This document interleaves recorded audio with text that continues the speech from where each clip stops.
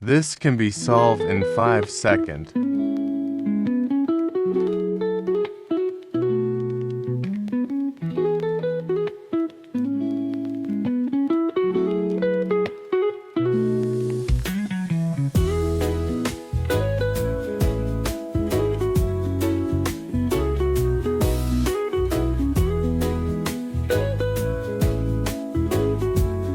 More calculus tricks in my 100 calculus problems PDF. Link in the description.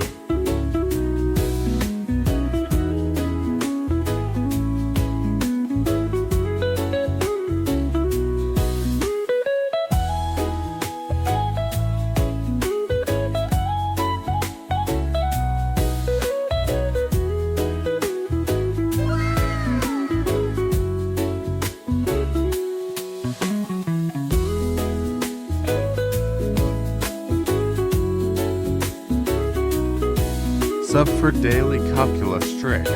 Grab my PDF in the description.